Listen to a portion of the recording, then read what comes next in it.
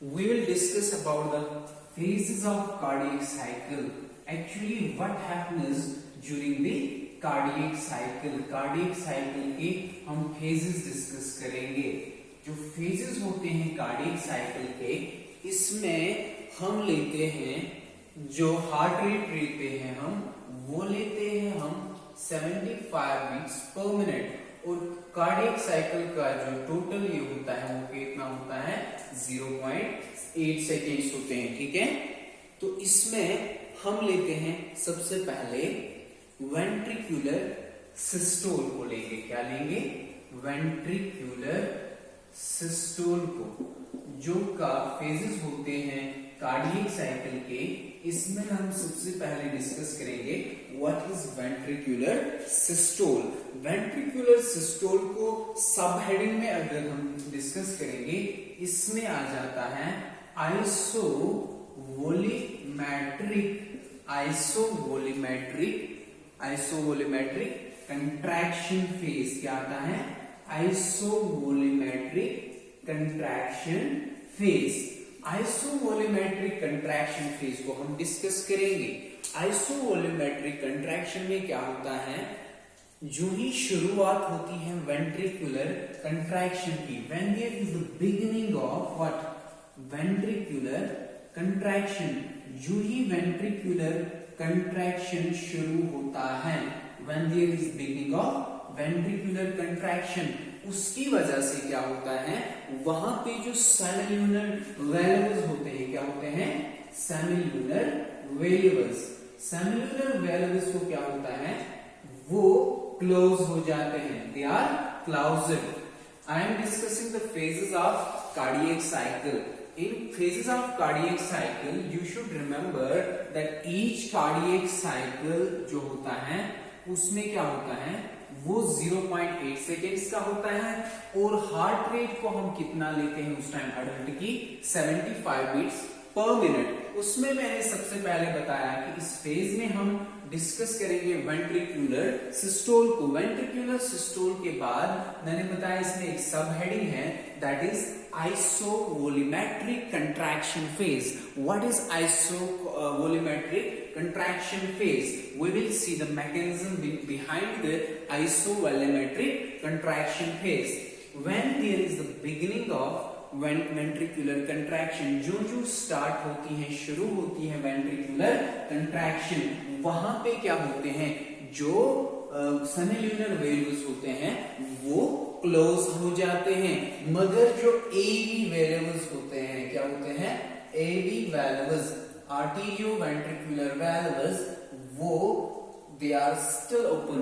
वो फिर भी क्या होते हैं, वो खुले होते हैं, क्योंकि as the ventricles start contracting, क्योंकि जो वेंट्रिकल्स होते हैं वो स्टार्ट करते हैं कंट्रैक्ट होना.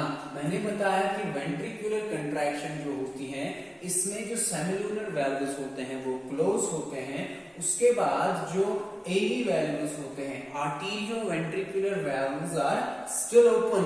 तो वेंट्रिकुलर कंट्रैक्शन की वजह से जो वेंट्रिकल्स होते हैं वो कंटिन्यूअसली कंट्रैक्ट करते हैं. ठीक है, तो जो ही वो कंट्रैक्ट करते हैं, एवी वेल्व्स जो होते हैं वो क्लोज हो जाते हैं firmly.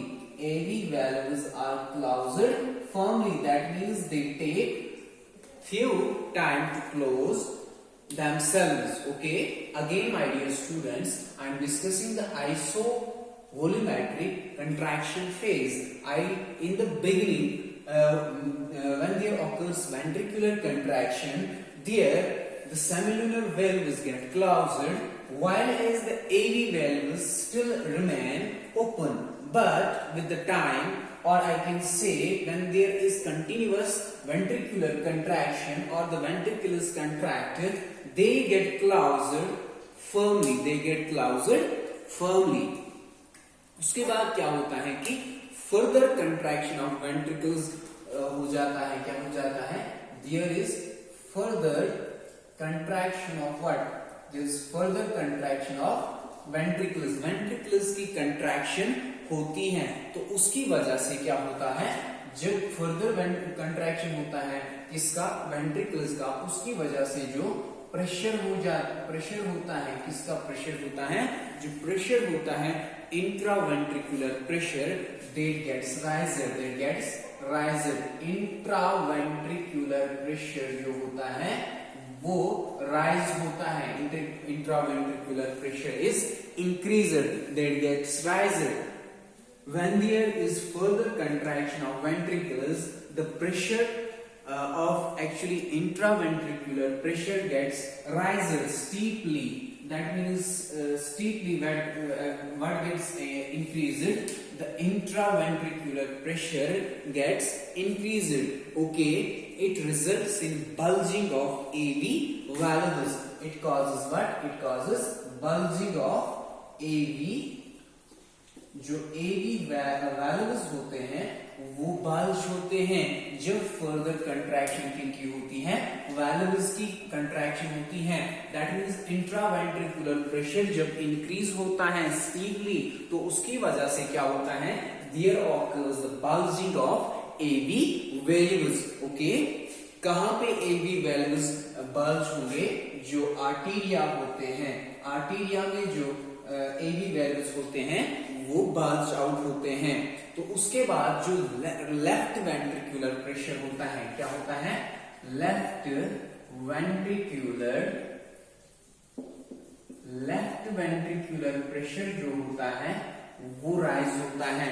Left ventricular pressure arises, ठीक है, या वो राइज होता है, यानी उसका जो प्रेशर होता है वो होता है 0 से लेकर 80 ऑफ mmHg. ठीक है, जो ही क्या होता है, I am discussing that when there occurs the further contraction of the ventricles, there occurs the intraventricular pressure increase. The intraventricular pressure increases steeply. That will do what? That will do the thing that there will be the bulging of AV valves. AV valves will bulge out. That means they will bulge where? In the arteria. Okay. Then the left ventricular pressure arises. जो left ventricular pressure है वो arise हो जाएगा कहां से कहां तक? From 0 to 80 of mm of Hg. और जो ये फेज होता है यानी कि आइसोवेलेमेट्रिक phase, this lasts for how many seconds? 0.05 seconds. Okay, this phase lasts for how many minutes?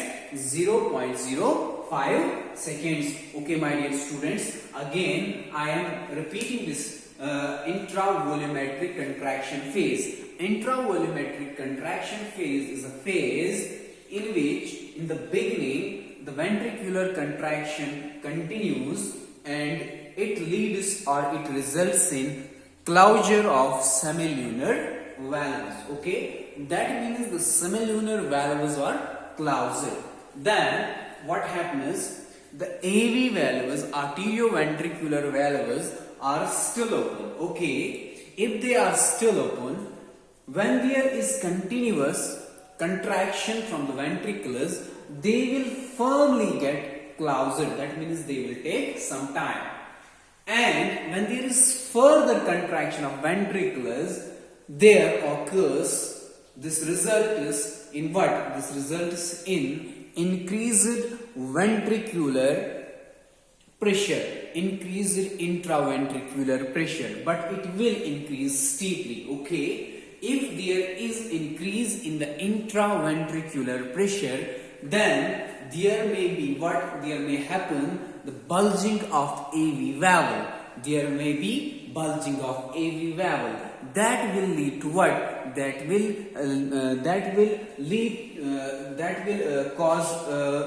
be in arteria. Okay, and further the left ventricle pressure arises. The left ventricle pressure arises. It arises from 0.0 to 80 of mm of Hg, and this whole phase lasts for how many seconds? 0.05 seconds. Okay, my dear students, so this is all about isovolumetric contraction phase. In next lecture we will discuss about ejection phase. Thank you, my dear students. Have a nice day ahead. Assalamu alaikum.